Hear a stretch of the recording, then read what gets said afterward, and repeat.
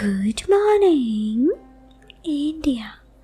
दोस्तों नमस्कार। दोस्तों आज की ये कहानी शीला की है, जो अपनी ज़िंदगी की कुछ सच्ची दास्तां बताना चाहती है।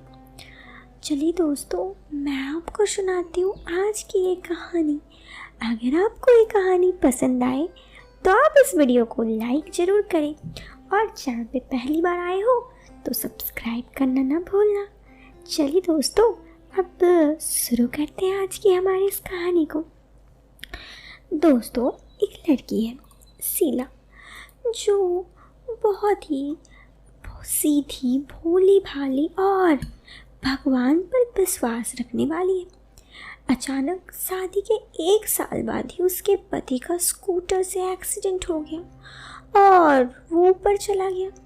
तब से शीला अपने पापा मम्मी के साथ ही रहने लगी। अभी उनका कोई बच्चा नहीं था।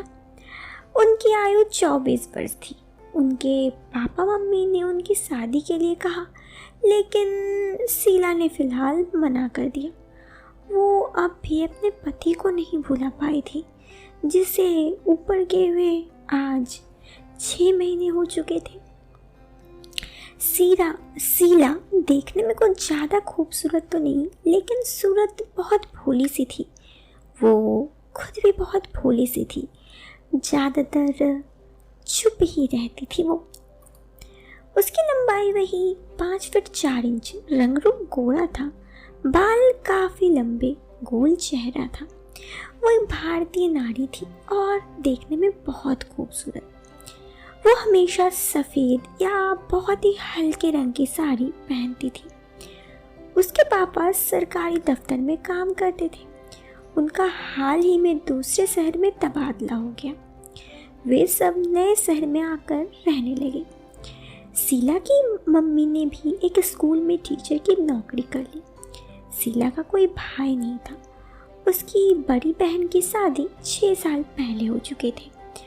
उनका घर छोटी सी कॉलोनी में था, जो कि शहर से थोड़ी दूर था। रोज सुबह शीला के पापा दफ्तर और उसकी मम्मी स्कूल चले जाते। पापा शाम के 6 बजे और उसकी मम्मी 4 बजे वापस आती। उनके घर के पास एक छोटा सा मंदिर था। मंदिर में एक पंडित था।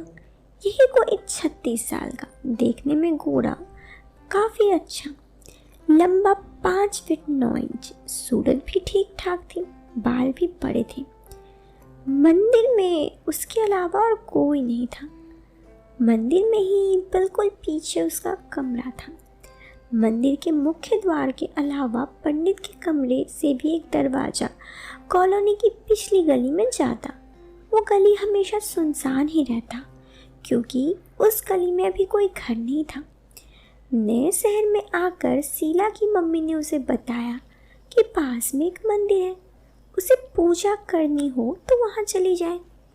शीला बहुत ही धार्मिक थी। पूजा पाठ में बहुत विश्वास था उसका। रोज सुबह 5 बजे उठकर वो मंदिर जाने लगी।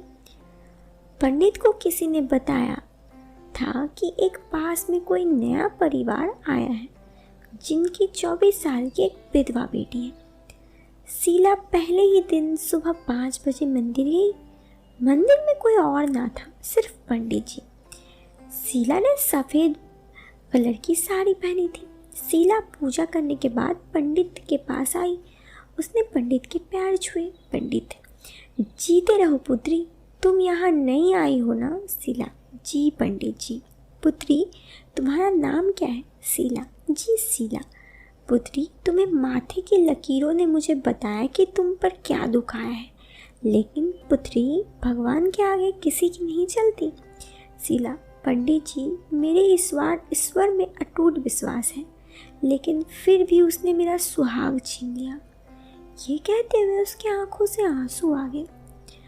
पंडित जी: पुत्री, ईश्वर ने जिसको जितनी लिखी है वो उतना ही जीता है। इससे हम तुम कुछ नहीं कर सकते। उनकी मर्जी के आगे हमारी नहीं चलती, क्योंकि वो सर्वज्ञ है। इसलिए उनका निर्णय को स्वीकार करना ही समझदारी है।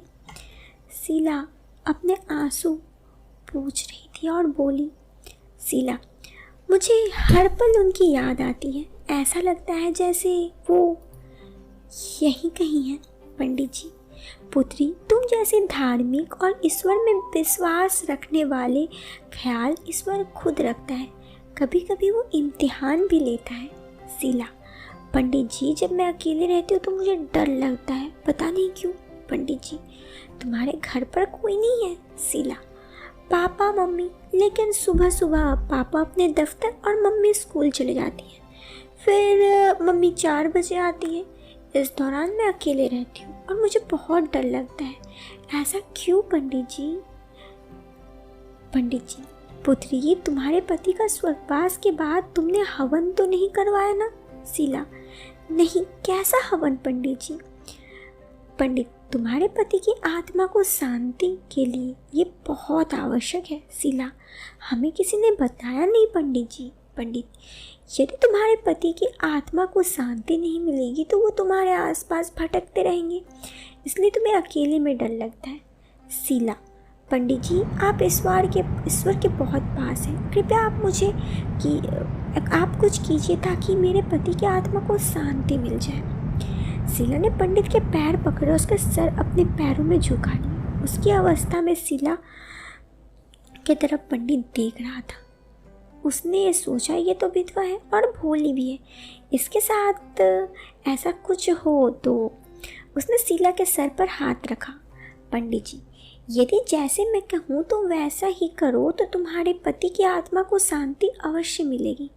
शीला ने सर उठाया और हाथ जोड़ते हुए कहा, पंडित जी, आप जैसा करोगे मैं वैसा ही करूँगी, आप बताइए तो क्या करना है।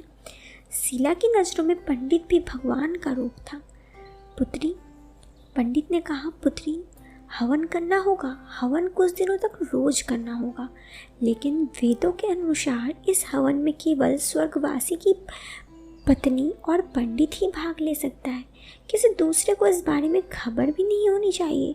अगर हवन शुरू होने के पश्चात किसी को खबर हो गई तो वासी की आत्मा को शांति कभी नहीं मिलेगी। शीला, पंडित जी, आप भी हमारे गुरु हैं, आप जैसे कहोगे हम वैसा कहेंगे। आज्ञा दीजिए, कब से शुरू करना है और क्या क्या सामग्री लानी होगी। पंडित, वेदों के अनुसार इस हवन में सारी सामग्री शुद्ध हाथों से ही रहनी होगी, अतः सामग्री का प्रबंध मैं खुद ही करूँगा। तुम सिर्फ एक नारियल और तुलसी लेते हैं ना। शीला, तो पंडित जी, शुरू कब से करनी है? पंडित, क्योंकि इस हवन में केवल स्वर्गवासी की पत्नी और पंडित ही होगी, इसलिए यह हवन उस समय होगा जब कोई विघ्न ना करे और हवन पवित्र स्थान पे हो, जैसे कि मंदिर, परंतु यहाँ तो कोई भी विघ्न डाल सकता है, इसलिए हम हवन इसी मंदिर के पीछे मेरे कक्ष में करेंगे। इस तरह स्थान भी पवित्र रहेगा और कोई विघ्न भी नहीं डालेगा। इधर पंडित के मन में कुछ और ही था, लेकिन शीला ये सब कुछ नहीं समझ रही थी। शीला ने आगे कहा, पंडित जी, आप जैसा कहोगे। किस समय करना है? पंडित, दोपहर 12 बजे से लेकर 4 बजे तक मंदिर बंद रहता है, सो इस समय में हवन शांतिपूर्वक हो सकेगा।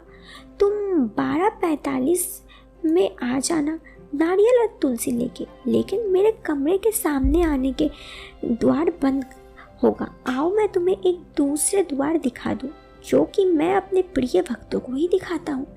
पंडित उठा और शीला को उसके पीछे पीछे चल दी। पंडित ने शीला को अपने कमरे से एक दरवाज़ा दिखाया जो कि सुनसान गली से निकलता है। उस गली में ले जाकर शीला के आने पर पूरा रास्ता समझा दिया। पंडित, पुत्री, तुम इस रास्ता तो समझ गई ना?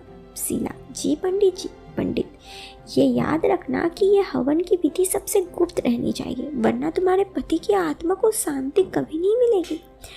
शीला, पंडित जी, आप ही गुरु हैं, आप जैसा कहोगे मैं वैसा ही करूँगी। मैं ठीक 12:45 में आ जाऊँगी।